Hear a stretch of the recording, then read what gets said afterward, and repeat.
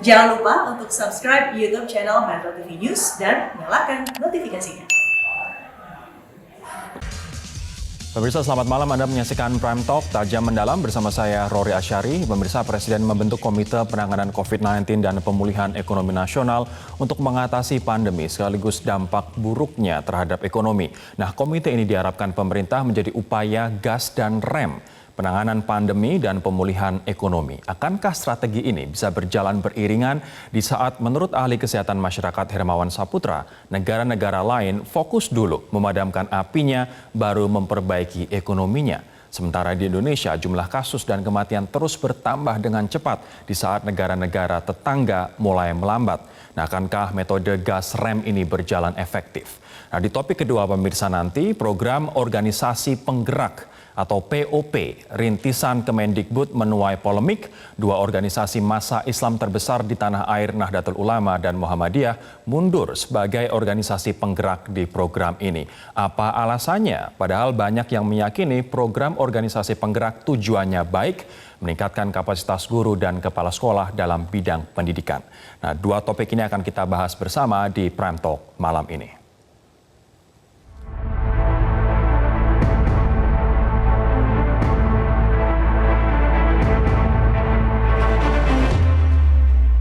Antara ekonomi dan kesehatan, dua-duanya kita perlakukan yang sama. Prioritasnya sama. Tentunya kesehatan tetap menjadi prioritas utama, karena dengan sehat kita bisa juga kemudian persoalan ekonomi ini penanganannya akan lebih mudah. Jadi dua-duanya mendapatkan stressing yang sama. Yang oleh Bapak Presiden berulang kali disampaikan ini seperti mengatur rem dan gas. Jadi bukan heavy kepada kesehatan atau heavy kepada ekonomi.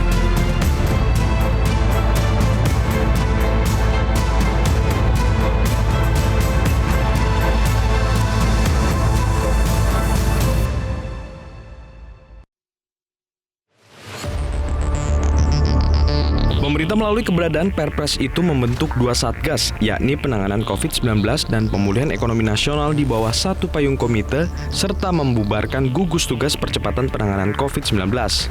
Sekretaris Kabinet Pratikno menjelaskan, alasan pembentukan komite karena Presiden Jokowi ingin permasalahan ekonomi akibat COVID-19 serta penyebaran virus corona dapat ditangani dengan baik. Konsep rem dan gas di tengah pandemi ini mengintegrasikan upaya penanganan kesehatan dan perekonomian secara seimbang dan beriringan. Jadi komite ini, Komite Penanganan COVID dan Pemulihan Ekonomi Nasional ini dimaksudkan untuk mengintegrasikan kebijakan antara kebijakan kesehatan dengan kebijakan perekonomian. Yang sering dikatakan Pak Presiden, ini ibarat ada gas, ada rem. Dua-duanya harus diselesaikan secara seimbang.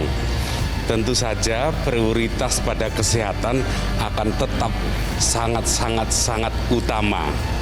Sementara itu, Dewan Pakar Ikatan Ahli Kesehatan Masyarakat Indonesia DKI Jakarta Hermawan Saputra menyatakan, sejak awal seharusnya pemerintah fokus pada hulu persoalan, yakni menekan laju COVID-19.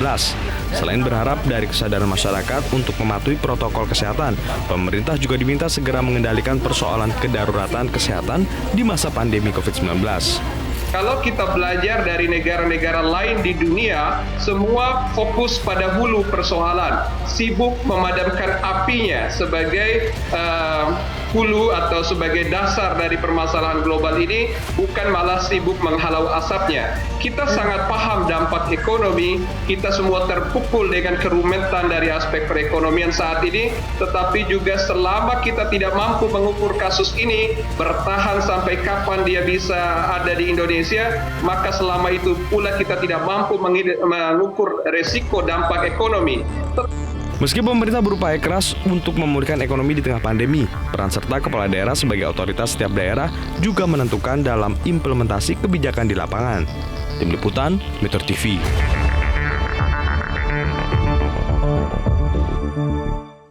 Saya akan menyapa dua orang narasumber untuk diskusi kita di paruh pertama ini, pemirsa. Ada Dr. Erlina Burhan, juru bicara COVID-19, pengurus besar Ikatan Dokter Indonesia, dan juga Mas Agus Pambagio, pengamat kebijakan publik. Saya akan ke Dr. Erlina terlebih dahulu. Bu Erlina, bagaimana Anda melihat upaya pemerintah mengatasi masalah pandemi COVID-19 dengan juga keinginan untuk mencegah keterpurukan ekonomi? Bisakah ini berjalan beriringan atau seharusnya seperti Mas Hermawan sampaikan harus fokus pada pemadaman apinya terlebih dahulu, bukan sambil menghalau asapnya? Ya, kalau menurut saya, marilah kita memberikan kesempatan kepada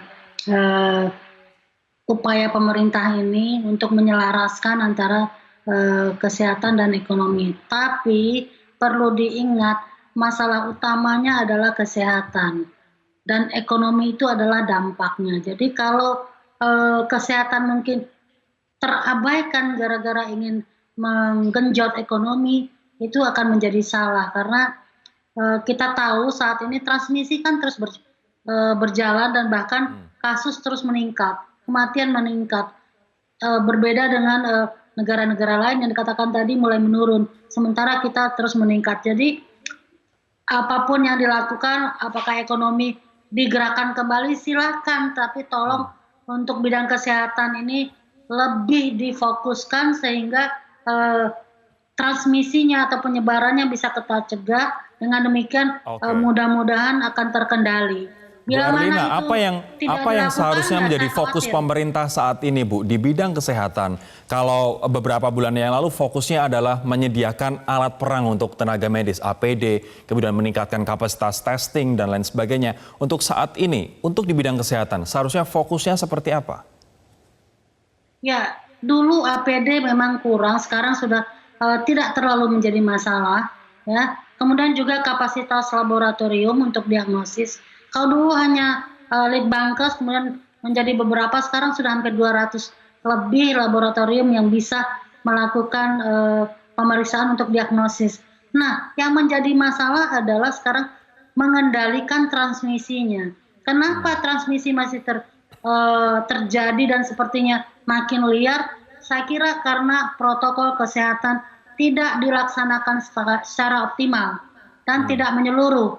Mungkin di daerah tertentu sangat disiplin, di daerah lain sangat abai, dan ini kita tahu penyebarannya kan interaksi antar manusia, dan kita lihat interaksi antar manusia ini terus berlangsung ya, tanpa melakukan protokol kesehatan yang optimal. Di sini masalahnya. Disitulah masalahnya, protokol kesehatan di satu daerah bisa berjalan dengan cukup baik walaupun masih ada catatan begitu, khususnya DKI Jakarta. Di daerah lain ada yang sangat longgar, bahkan 70% dikatakan untuk Jawa Timur masyarakatnya tidak menggunakan masker seperti yang disampaikan oleh Presiden Jokowi. Saya akan ke Mas Agus sekarang. Mas Agus, bagaimana Anda melihat strategi gas dan rem ini yang dilakukan oleh pemerintah? Begini, saya dari awal juga di Metro katakan kira-kira bulan Maret bahwa ini adalah wabah dari pandemi itu kesehatan. Jadi utamakan kesehatan. Nah sekarang gas remnya itu sudah terlambat, kita sudah kehilangan waktu berapa banyak. Karena di awal kita tidak membereskan kesehatannya dulu. Maka berakibatlah, saya sudah sampaikan di bulan Maret, April dan seterusnya. Jadi kalau sekarang gas remnya ya agak sulit karena sekarang sudah terus melaju. Hari ini sudah hampir 2.000 kan yang terinfeksi. Jadi menurut saya memang ada kelambatan atau ketelatan untuk mengatur strategi dalam hal ini dari sisi kesehatannya. Karena ini pandemi, semua kebijakan itu harus ada scientific evidence. Karena kalau tidak, ya tidak bisa pas. Nah ini yang terjadi sekarang, gas remnya saya pikir digas terus di sisi ekonomi. Kebetulan saya sedang di Surabaya, dan kemudian di sini juga ada jam malam, tapi juga tidak berbuat. Orang masih saya lihat dari kamar ini masih banyak sekali berjalan kaki. Jadi memang tidak ada pelaksanaan dari protokol itu secara baik. Tapi Mas Agus, agar ekonomi tidak mati di tengah pandemi yang semakin naik pesat ini, apa kuncinya? Apakah penegakan hukum atau penegakan aturan untuk protokol kesehatan, dikarenakan protokol kesehatan menurut Bu Erlina ini adalah masalah besar kita semua saat ini, atau apa Mas? Ya. Iya memang kan, karena saya sudah katakan tadi kalau itu dilakukan awal kesehatan di bulan Maret dan seterusnya itu akan bisa. Tapi ini kan sudah terlambat. Tapi sekali lagi kita harus berjuang untuk kesehatan. Jadi tetapkan sanksi dengan segera. Tidak usah nunggu besok, kalau bisa kemarin. Ya sanksi itulah yang membuat orang jera. Nah sanksi jangan dicampur dengan turunnya ekonomi, nggak bisa. Orang jadi sanksinya jangan cuma 100.000, 150.000, orang tidak akan jerah. Jangan selalu katakan sanksi gage di Jakarta, ganjil genap dan masuk Transjakarta 500.000. Nah ini soal terhadap kesehatan, jadi pasti harus lebih. Di Jordania itu 10 juta gitu ya, dan seterusnya lah. Baik, Anda sempat menyampaikan di program Prime Talk beberapa hari yang lalu bahwa hukuman atau sanksi denda 100.000, 150.000 atau bahkan hukuman yang tidak ada kaitannya dengan masalah penjeraan seperti berjalan jongkok dan lain sebagainya ini sangat-sangat kurang, dan Anda pun mengusulkan minimal 500.000 dan juga tidak boleh dicampur antara hukuman dengan penurunan kemampuan ekonomi begitu. Nanti saya akan bahas lebih jauh lagi Mas Agus, apalagi impres Presiden terkait dengan hukuman bagi mereka yang tidak menjalankan protokol kesehatan. Ini sudah keluar dan mematuhi protokol kesehatan menjadi sangat krusial di masa-masa yang sangat defining seperti saat ini. Kami akan kembali sesaat lagi.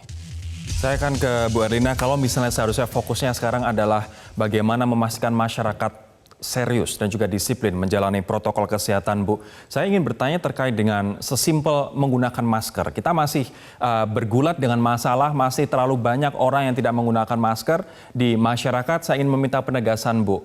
Apa sebenarnya manfaat dari memakai masker bagi orang? Orang mengatakan belum tentu masker melindungi saya 100%, tapi kemudian tenaga medis menyarankan semua orang pakai masker. Saya ingin penegasan, Bu, apa manfaat semua orang harus pakai masker sekarang ini? Iya, kita semua kan sudah tahu bahwa penyebaran atau transmisi penularannya adalah droplet atau percikan yang keluar dari mulut maupun hidung.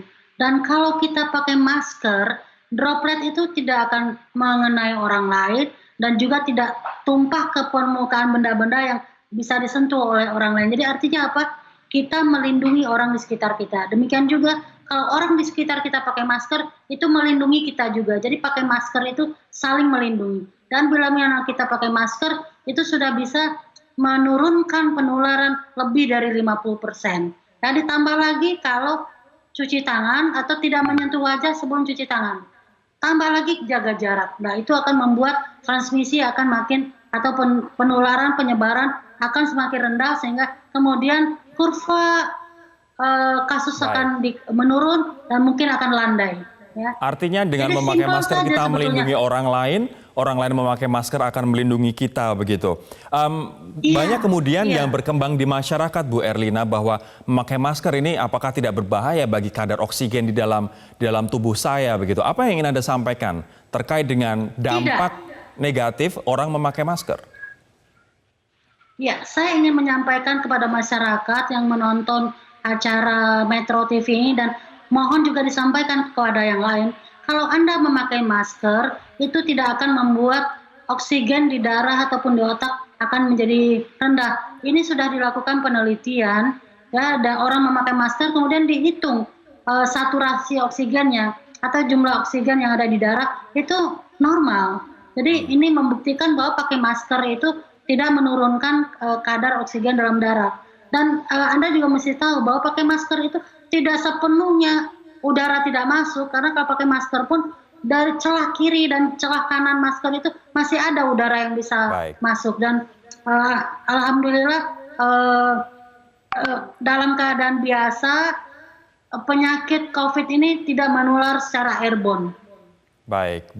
Kita pun juga harus melihat bahwa tenaga medis dalam satu hari bisa sampai 12 jam, 14 jam, 15 jam terus-menerus memakai masker, begitu bahkan memakai APD untuk berjuang menyelamatkan nyawa-nyawa kita. Saya sekarang akan ke Mas Agus. Mas Agus, ini Presiden baru saja mengeluarkan impres untuk masing-masing provinsi bisa membuat aturan gubernurnya atau aturan daerahnya untuk sanksi pelanggar protokol kesehatan. Tapi sekarang kita tahu, Mas, banyak klaster di mana banyak sekali kasus muncul, seperti kasus klaster akibat tahlilan, klaster kantor pemerintahan atau swasta, hingga pabrik begitu, dan juga aktivitas beribadah. Bagaimana agar sanksi ini efektif dan juga tidak hanya hangat di awal penerapan, khususnya terkait dengan kegiatan yang mengumpulkan banyak orang dan di situ kurang penerapan protokol kesehatannya?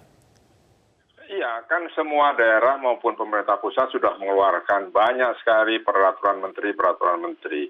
Tetapi kan sampai hari ini kan tidak dikenakan sanksi. Saya selalu kembali kepada sanksi. Kenapa? Karena orang itu bisa disiplin kalau disanksi. Kalau tidak dia cuek, apalagi orang Indonesia. Ya, jadi bangsa-bangsa di dunia itu tertibnya karena dulu itu disanksi.